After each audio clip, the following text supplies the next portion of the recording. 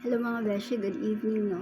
So, good morning. Nag-live ako ng sobrang maaga kasi gusto kong ulitin yung aking um, video at sinira nila yung aking live kanina. So, eto, video na talaga to recorded. So, ayan. Yung title is, as I titled it, Laguna, Bayan ng National Hero. Meron akong verse dito na Juan 15:13, walang pag-ibig ni higit pa sa pag-ibig ng isang taong nag-aalay ng kanyang buhay para sa kanyang mga kaibigan.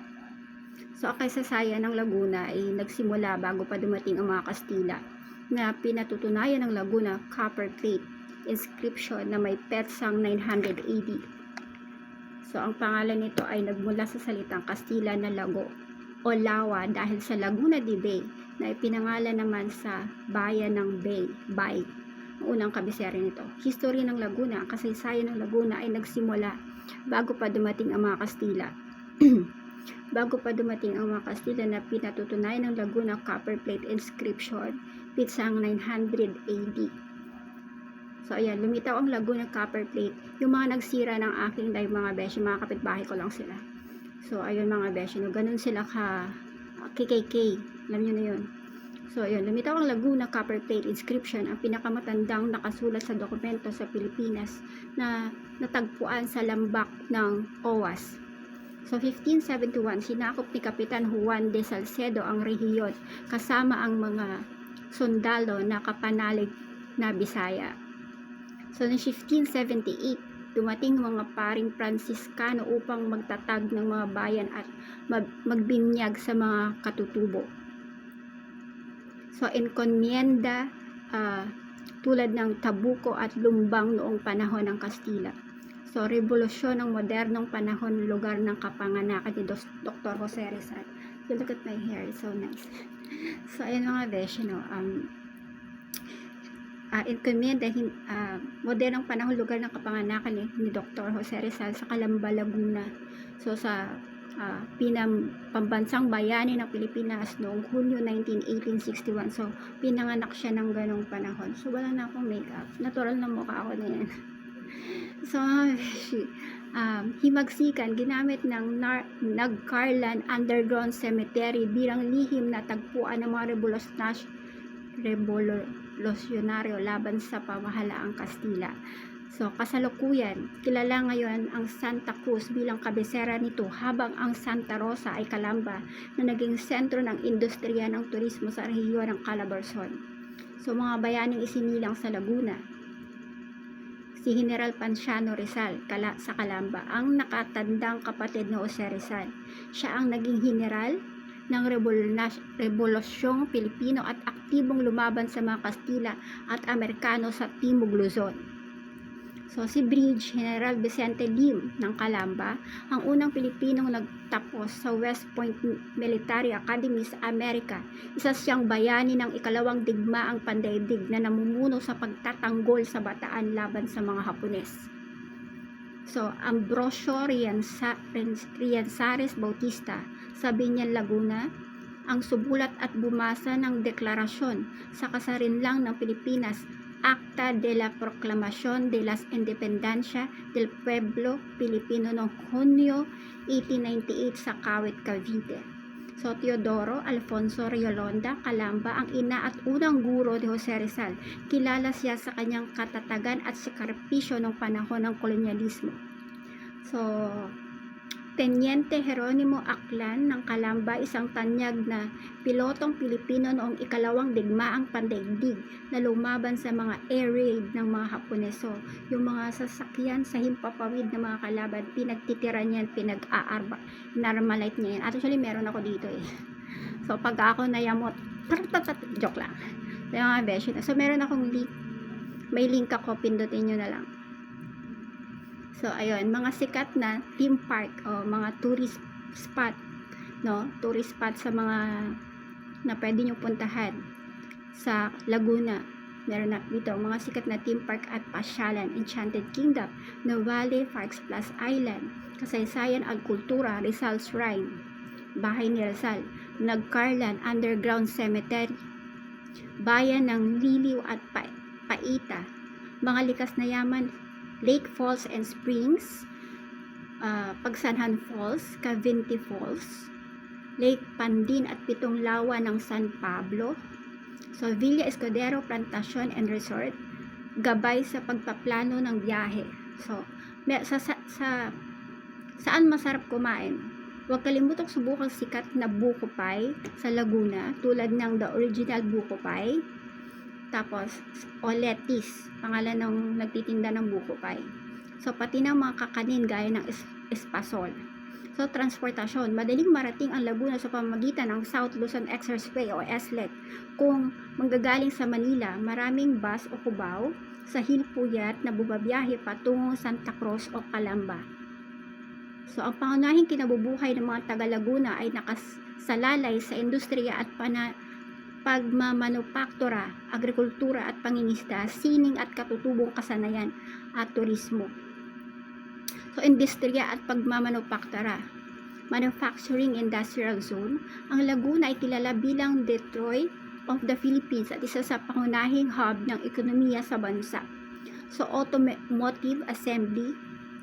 So, mga kumpanya ito ng gumagawa ng sasakyan, mga square parts, mga sasakyan. Maraming taga-Laguna, particular sa mga planta ng kotse tulad ng Toyota, Mitsubishi at Nissan. Elektronika at teknolohiya, ang mga industrial park gaya ng Laguna Technopark ay tahanan ng mga kumpanyang gumagawa ng microchips, semiconductor at iba pang gadget, BPO at serbisyo. Pabilis din ang paglago ng mga call center, IT park at mga umuunlad na lungsod. So, if gusto nyo mag-work dito, pwede kayo mag-apply sa mga kumpanya na to. Hiring sila everyday. So, agrikultura at pangingisda, agriculture at fisher, dahil nagpapaligiran ang probinsya ng Laguna de Bay ang pinakamalaking lawa sa pangingisda. So, ang mga bayan sa tabi ng lawa, gaya ng Los Baños, Bay, Victoria at Binangonan. So, merong Talim Island area ay umaasa sa huli ng bangus, tilapia at kanduli, pati na rin sa mga aquaculture fish pen. So, gumagawa sila ng nagpaparami sila ng mga isda. So, pwede kayo dito magpaturo kung paano yung ginagawa. Bumili kayo sa kanila tapos magpaturo na rin kayo.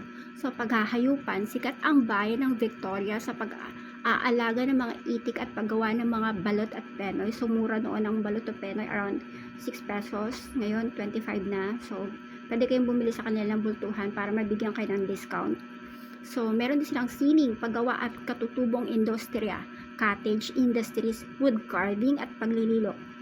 Maraming lokal na nabubuhay sa pag-uukit ng kahoy, paggawa ng rebulto, kasangkapan, paper mash, paggawa ng sapatos at tsinelas, liliw.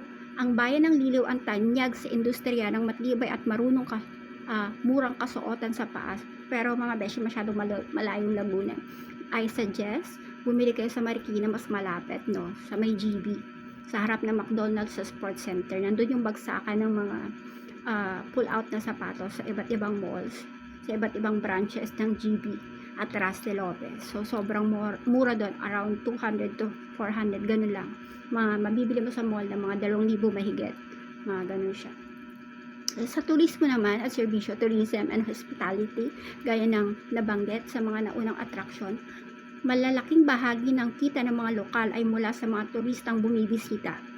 So, may hot spring at resort, libo-libong taga-Calamba, lalo na sa Pansol at Los Baños. Spring sila, mas okay yun sa mga may nararamdamang sakit, no? Hindi ako gumamit ng wifi ngayon, naka-record to. So, by that, hindi nila makokontrol yung wifi ko dahil iba ang mga tao dito, literal, they were hackers. So, kung ginagamit nila sa kabutihan ng mga katarantaduhan nila sana, di sana gumanda yung buhay nila, mga beshi, no? Kasi mga hack ng wifi ng ibang tao, no? Baka yumaman pa sila pagka mga ganong bagay. Nakakapuno, literal. But then, kailangan nating habaan ng mahalin mo ang iyong kapitbahay ng buong puso. So, sa 2 utos ng Diyos, mga beshi, no? So, dapat hindi ako mawala doon. Mas maganda yung blessing ni God na ibibigay sa akin, sa pamilya ko, kapag hindi ko sila pinatulan. Right? So, ganun yan. Mas doon ako. Diba, God? sa blessing ni God. So, dapat ganun din kayo mga beshi. Kapag may mga ganyan kayong kapitbahay, huwag nyo nang pansinin. Ibigay nyo kay God. Sana kunin na ni Lord. Joke lang. Mga beshi. So, ayun mga beshi, balik tayo sa ating topic. So, tour guiding at bangkero. Sa Pagsanhan at Cavite, maraming pamilyang umaasa sa pagiging bangkero o boatman para sa mga turistang nagsushooting, the rapids o kaya tour guide sa mga talon. So may mga extra sila. Kung gusto niyo mag-apply sa mga ganun, pwede kayong pumunta sa mga ganun mga beshi, no? So meron silang food tourism, buko pie at kakainin. Marami ang nagtatrabaho sa paggawa ng pagbebenta ng sikat na mga pasalubong gaya ng buko pie sa Los Baños, Espanyol at Oraro. So mga sikat na industrial zone, naghahanap ang mga manggagawa ang mga kumpanya sa mga lugar tulad ng Laguna Technopark, Binyan, Santa Rosa, Greenfield Automotive Park at Santa Rosa. Meron sa Carmel Ray Industrial Park sa Calamba. So, uri ng mga trabaho. So, pwede nyo pag-applyan. Factory workers, machine operators, quality control, inspector, engineers, warehouse staff, administrative clerks, BPO, corporate, IT centers, para sa mga professional at mga fresh graduate na nagnanais na trabahong pang-opisina o tech-related, mga business hub, maraming call center at IT companies ng Santa Rosa. Tulad ng Novale, yung Novale parang Singaporean company siya. Sa Binyan at Calamba, uri ng trabaho o customer service, IT representative, CSR, technical support, IT professional, human resource, and accountancies. So, ayan yung mga hiring araw-araw sa Laguna. So, pwede kayong pumunta doon sa mga taga Laguna. Marami kayong lugar na pag-a-applyan. So, may mga sektor ng turismo, hotel at resorts. Dahil dinarayo ang Laguna ng mga turista, malaki ang demand sa industriya ng serbisyo at hospitality. So, mga sentro ng resort, pangunahing pinagkukunan ng trabaho ang mga hot spring resorts, Pansol, Calamba, Los Baños, din na rin ang mga hotel sa Novali. So, I think Novali, dahil Singaporean siya, maganda yung kanyang mga benefits at pasahod sa mga tao. So, you better go there para mag-apply. Sa may mga HR, mga HRM graduate, no? Mga eco parks sa Cavite, uri ng mga trabaho, resort caretakers, front desk staff, lifeguards, housekeepers, kusinero, waiter, tour guides, at mga bangkero tulad ng mga sa Pagsanhan at Cavite. So, they were accepting tourist guides. So, pwede kayo doon mga beshi, no? Lalo na sa mga taga Laguna dyan or malapit na lugar sa Laguna. So, meron din silang mga mall, retail, commercial. Napakabilis ng pagtatayo ng mga malalaking shopping centers sa probinsya na nagbibigay ng libu-libong trabaho araw-araw. So, mga pangunahing establishment, SM City sa Calamba, San Pablo, Santa Rosa, Robinson, Galleria South, San Pedro at Enchanted Kingdom sa Bagong Silangan. So, meron din silang ito yung mga bagyo na sobrang sobrang malakas na dumaan sa Laguna na nag-cause ng sobrang trouble sa kanila mga beshi, no? Bagyong Sante noong October 2009, agad na sumugod pagkatapos ng Bagyong Undoy. So, hindi pa tapos yung Bagyong Undoy, no? Ito agad. So, sobrang kawawa sila. Dahil dito, 20 na bayan sa Laguna ang tuluyang nalubog sa baha. So, hindi pa sila nakakabangon. Meron na namang ito na naman yung bagyo na to ng Santeno. Nagdulot ito ng mga flash floods at pagkasira ng mga pananim kung saan may mga naiulat ding nalunod dahil sa biglaang pagtaas ng tubig. So, may link ako. Pwede nyong i-check. Bagyong Paeng. Sounds really bagyo. Bagyong Paeng, October 2022. Ang bagyong ito ay nag-iwan ng matinding pinsala sa buong Calabarzon. Ang lungsod ng San Pedro ay sinilalim sa state of calamity matapos maranasan ang malalim na baha at 2 residente ang opisyal na itatag na namatay noon dahil sa hagupit ng bagyo. So, very worst. Kawawa mga beshi. Bagyong Egay, Hulyo 2023. Bagamat hindi direktang naglandfall sa Laguna, ang dalang hangin, habagat at malalaking alon nito ay nagdulot ng isang malubhang trahedya sa Laguna Lake. Isang pampasaherong bangka o MBCA Princess Aya ang tumaob malapit sa Binangonan patungong Talim Island na naging sanhi ng pagkalunod ng hindi bababa sa 25 na katao. Siguro mga beshi, kung may seawall or may magandang drainage o hindi mangyayari sa Laguna yan, no, mga beshi, no, kung hindi substandards yung mga ginawa, no, na mga dike or anumang establishment or anumang ano yun, basta yun, hindi, walang mamamatay at walang malulunod sa flash flood.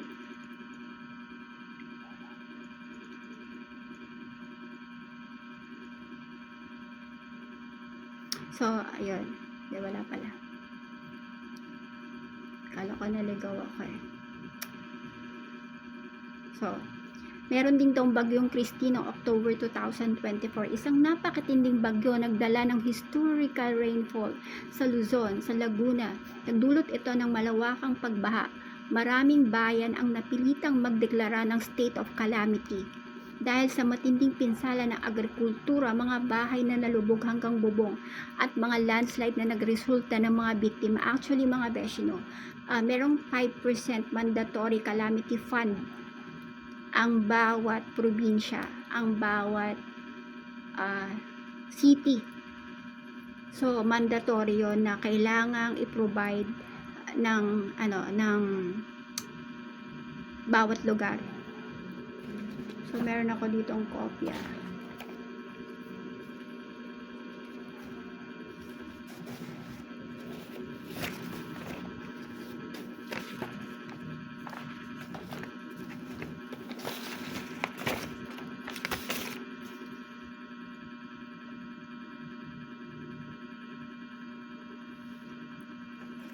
Sabi, ang pundon, hindi, ito na. Hindi ko nga ito nasabi kanina. Buti nga yung na-record ko na. Sabi ay, merong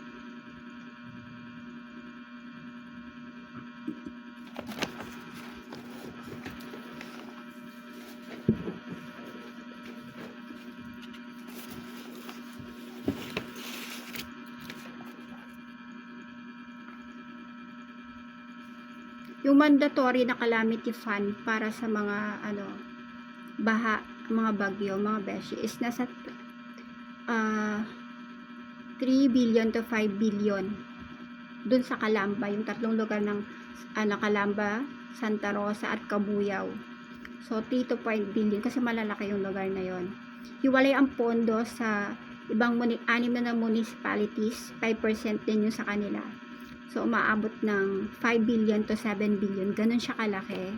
So, so expected dahil maraming nabahaan sa kanila. Dapat, every year yun, no? So, dapat ipapaayos yun. Same with here sa San Mateo. So, dapat ganun. Since ang pondo ay 15 to 20 million per barangay. Kapag malalaking barangay, ganun yung ang dapat na pondo. Pero pag maliit, hindi naman gano'n, no? Kung 1 million lang, 500,000, sure na yun na nasa sa yun, sa fund ng for emergency. Sa mga bagyo, sa pang-ayos ng drainage, paayos ng dike. So, ganun siya mga beshi, no?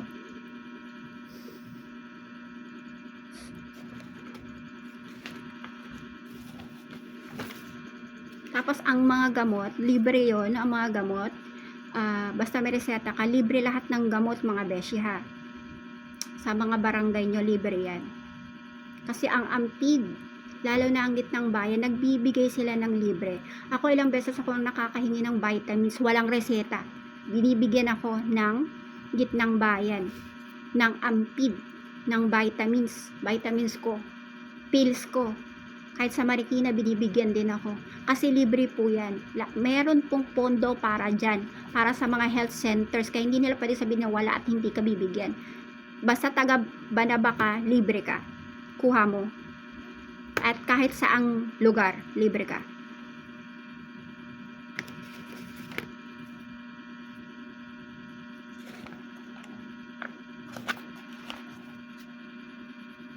So, So, ang mga ano lang talaga na may reseta is yung mga amoxicillin, yung mga ganon. Yun talaga kailangan yun ng reseta. Pero yung mga vitamins, vitamin C, mga ganon, hindi na yun kailangan mga beshi. Basta manghingi ka, pwede yan. Pumila kayo dun mamaya sa sa barangay at manghingi kayo. Hindi nila pwedeng sabihin na hindi pwede. Kasi para yun sa inyo.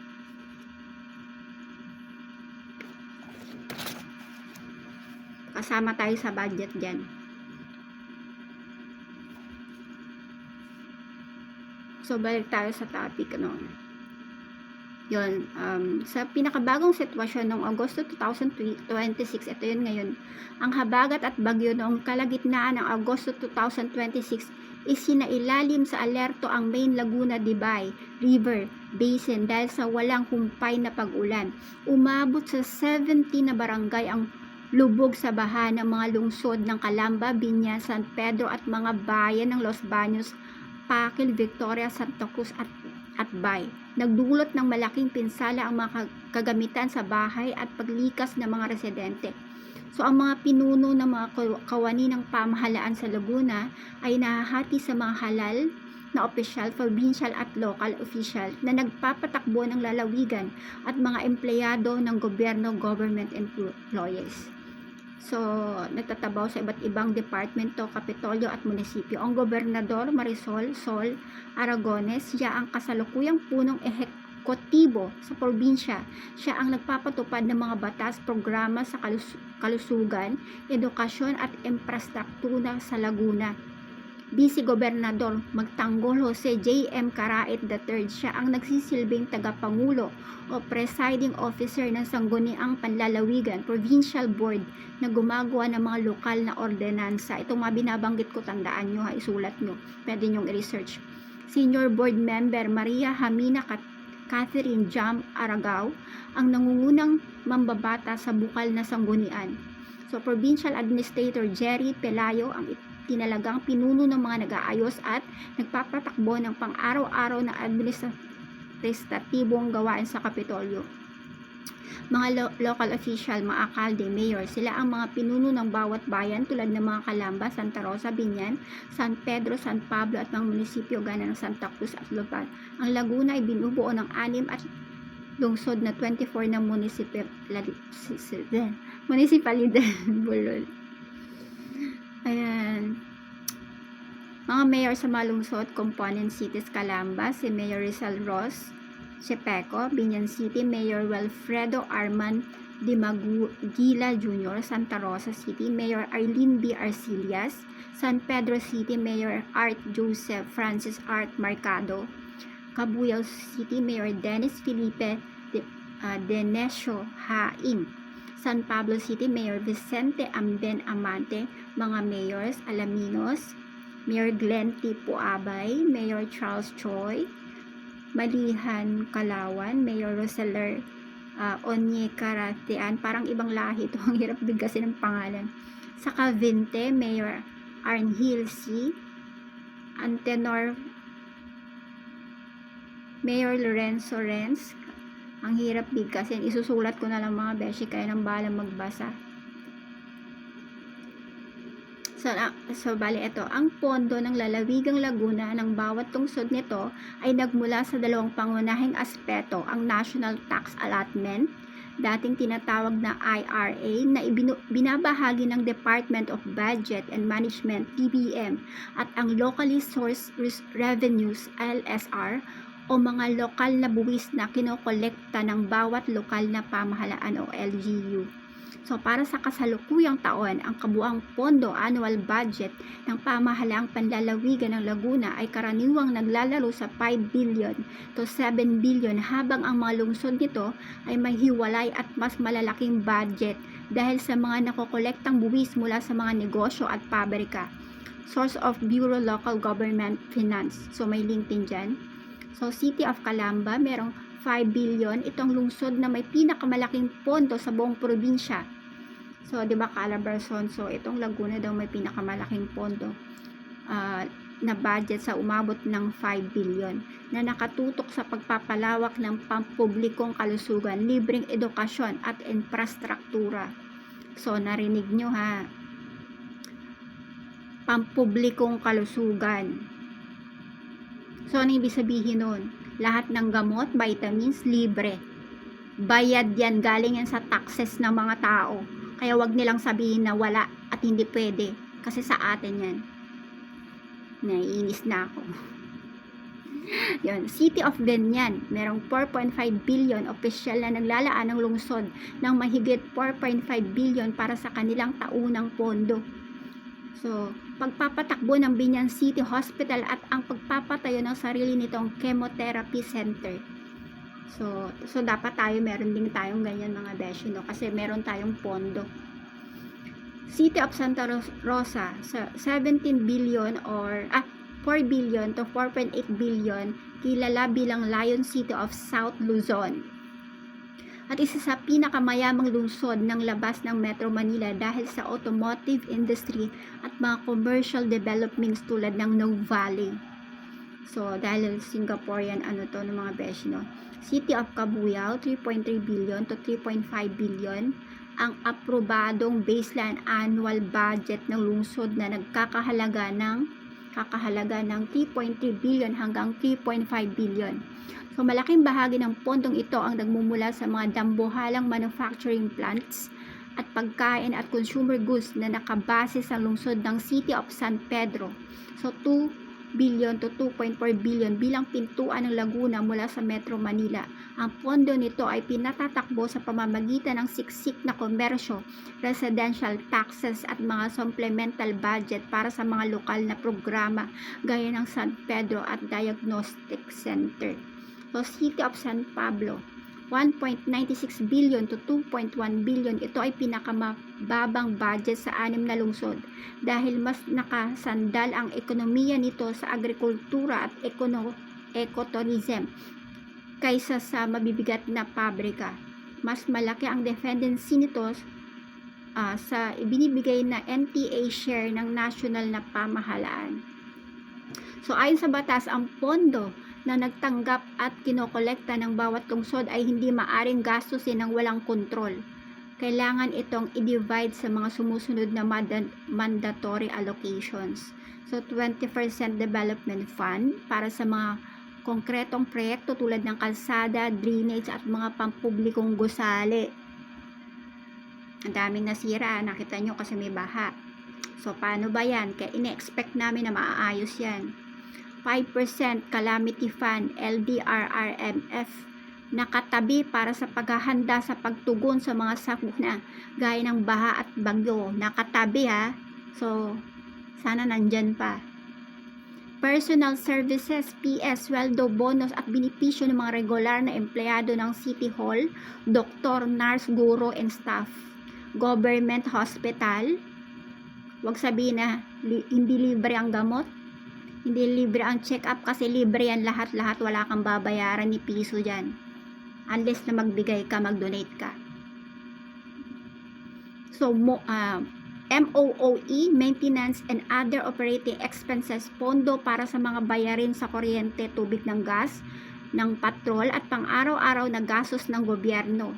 So, sa mga barangay, so libre sila lahat dyan mga besh, no? Ang pondo para sa edukasyon sa bawat lungsod sa Laguna ay hindi pare-pareho. Walang iisang firm or permanenteng exact amount na inahati sa Kapitolyo sa kanila dahil ang bawat local government, LGU, ay naglaan ng hiwalay na 10% hanggang 30% sa kanilang kabuoang naglalaan ng kabuoang taunang kita para sa edukasyon. So, merong separate na budget ang edukasyon ng bawat lugar. So, meron ding dyan, link para sa, tingnan nyo sa WordPress. Ang Special Education Fund, ito ay isang mandatoryong pondo sa ilalim ng batas ng Local Government Code. Galing ito sa nakokolektang dagdag na 1% buwis sa mga ari-arian real property tax sa lungsod dahil dito ang mga industrial cities ay may pinakamalaking SEF bawat taon. So example dito sa San Mateo, since maraming mga industrial na property tax na nakatayo, mga warehouse, mga Basta lahat ng mga nandyan, nakita yung mga tindahan dyan. So, may mga taxes yan lahat, no? Ang 1% na buong kita niyan ay mapupunta yan, dagdag kita para sa edukasyonal na ano sa pag-aaral ng mga government school. So, dapat may mga libre silang. Yung iba kasi, yung Marikina, nagbibigay ng libreng bag, libreng mga notebooks, mga ganyan, no? Kasi, tapos yung iba naman, yung sa nutritional food ng mga bata, pagkain, ganyan, no? Kasi bawat bata, meron talagang fund yan dapat. Ayon sa batas. Ayon sa batas ng, sa edukasyon.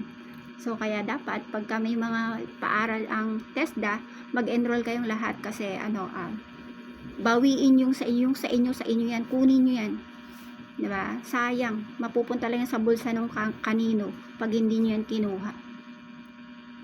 Kung ang tinutukoy mo naman ay pondo mula sa national na gobyerno na ipinapamahagi sa buong Pilipinas, kabilang ang Laguna, ang Administrasyong Marcos Jr. ay nag-aproba ng makasaysayang 1.34 trillion hanggang 1.35 trillion para sa sektor ng edukasyon ngayong taon. So, ngayong 2026 daw, merong 1.35 trillion para sa edukasyon. So, huwag niyong kakalimutan yung flood control, mga beshi na kinorakot, ha. Huwag kayong ma-overwhelm dito sa sa 1.35 na para sa edukasyon, dahil iba yun, nakaseparate yun. Dapat yun mabalik sa ating papatayo ng seawall, sa ating mga infrastructure para sa government. Huwag niyong kakalimutan yun. Pero ito dapat lang to na mapunta sa mga kabataan, sa mga estudyante natin, no.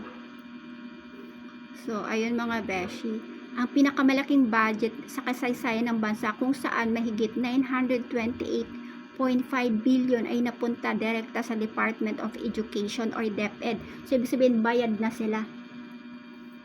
Bayad na tong mga, nasa Department of Education na yan. So, dapat makita na natin yan, no, mga beshi, no.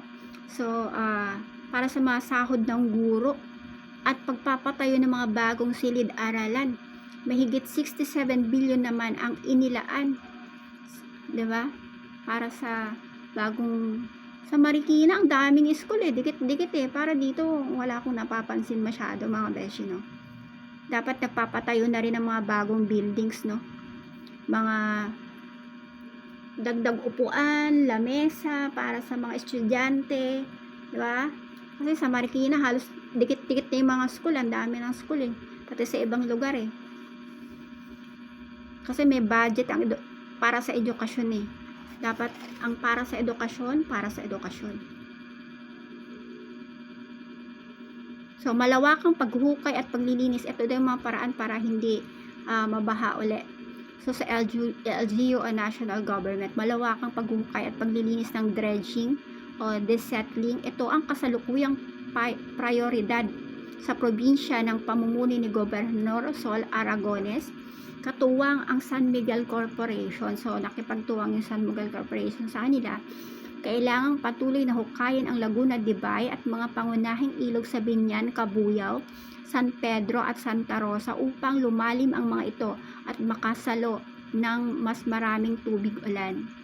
So, dapat ang ilog natin, nililinis din natin yan, dredging, desilting, tatanggalin yung mga buhangin dyan, yung mga lupa dyan, yung mga basura, para lumalim siya uli, nang sa ganon, pag dumating yung iba pang mga bagyo, hindi tayo umapaw katulad ng dati, mga beshi.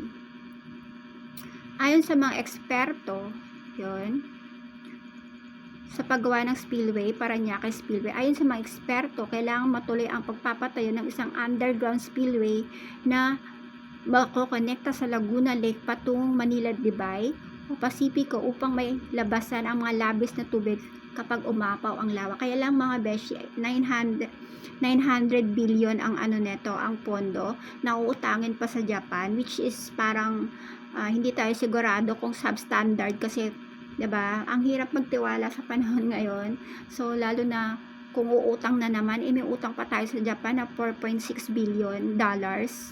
So, Kung uutang na naman, saan na lang pupunta ang Pilipinas? Baka lumubog na rin tayo sa utang.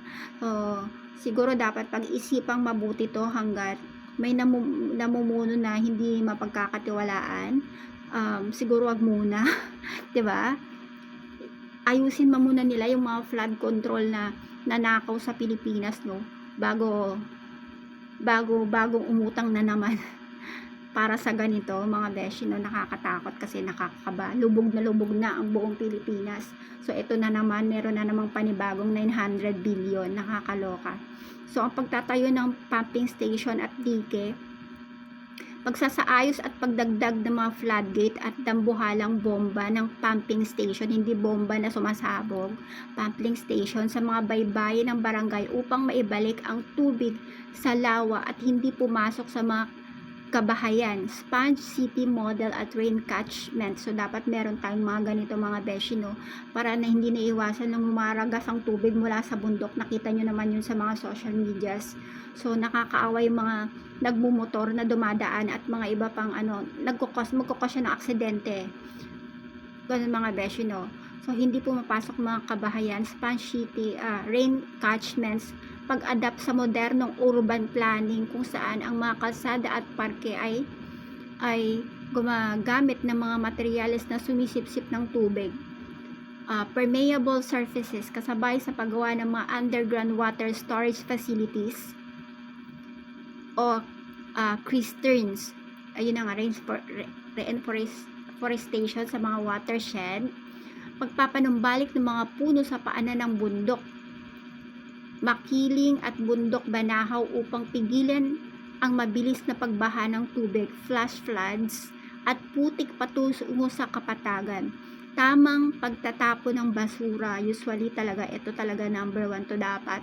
Kasi yung mga tao walang disiplina, literal, kung saan nagtatapon ng basura.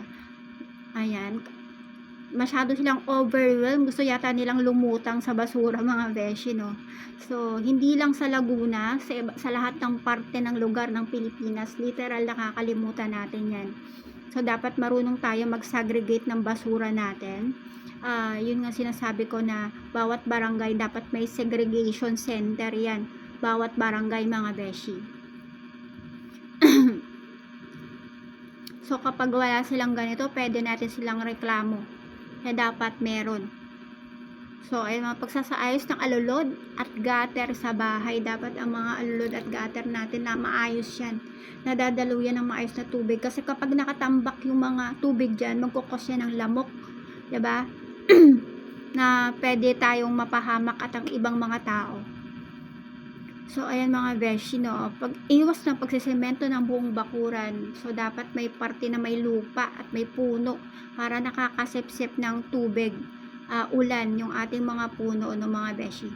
So may iba akong nakitang bahay na sementado, kaya pagdating ng baha lumulutang sila. So dapat ganun daw mga beshi, may puno sa bahay natin at hindi lahat sementado.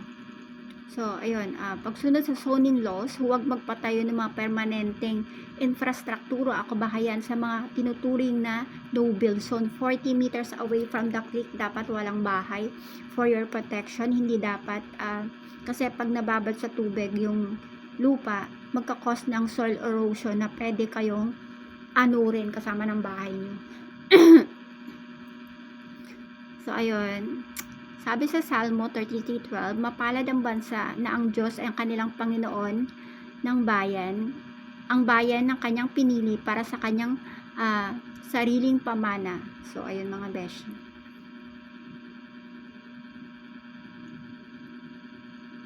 So, parang mas maganda ngayon yung video ko ngayon, mas konti siya. To be compared kanina talaga, ang pangit talaga as in. Sinira talaga nilang lahat. So, ginawa nilang paraan para masira nila yung live ko. Ngayon, ganito na yung gagawin ko. Magre-record ako at the same time magla-live ako. Para isang bagsakan lang.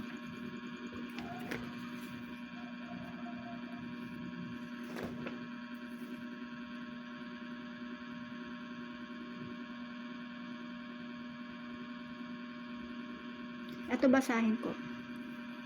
Malaking tulong mula sa pribadong sektor ng San Miguel Corporation bukod sa pondo ng gobyerno, ang Laguna ay kasalukuyang nakikinabang sa malawakang river cleanup at dredging project. Pinupondohan ng San Miguel Corporation sa pakikipagtulungan layunin na hukayin ang mga mababaw na bahagi ng mga ilog na dumadaloy patungong Laguna de Bay. So, pondo ng 6 na lungsod, city, Calamba, tig 150 to 250 million kada taon. So, tayo sa San Mateo, meron tayong ganyan. Yun yung sinasabi kong 15 to 20 million bawat barangay. So, sa Binyan, 100 to 180 million. Shore protection, protekta sa tabing lawa, no? Siyempre, pag umapaw, ganun. So, sa San Pedro City at San Pablo City, meron silang 50 to 100 million kada taon. So, sa Laguna, flood control, national governor, pamahalaang panlalawigan at ang calamity, walang exact daw. Yung flood control daw ng buong Calabarzon, walang exact na amount mga beshi kasi depende yun sa mga city at barangay kung malaki yun o maliit. Walang exact total pero 1.5 billion to 3 billion kada taon yung mga regular, mga ganun mga beshi, no? So yung ano nila, yung baha nila ngayon umabot ng 12.50 meter. Yun na yun, hanggang dun na, bumaba daw ng hanggang 12.44. Diba? Kung yung ilog ng Marikina, diba, umaabot ng 16, pero hindi pa rin talaga hindi pa talaga tumataas. So, grateful tayo and thankful tayo kasi dito sa Banaba ay umabot man siya dun sa lagpas ng tulay, pero hindi siya napunta sa amin. So, grateful kami. Kahit may ilan nito na may mga kaka-imbyerna na, mas marami pa rin may marunong na mag-pray. Marami ng mga taong nagpe-pray, lalo na yung mga bata, no?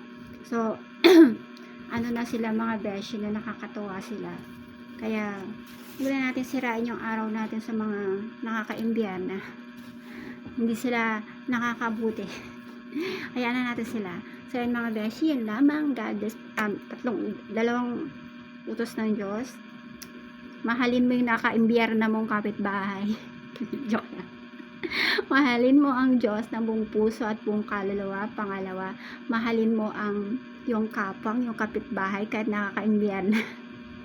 Yan, mahalin mo. Yun lamang. God bless. Bye.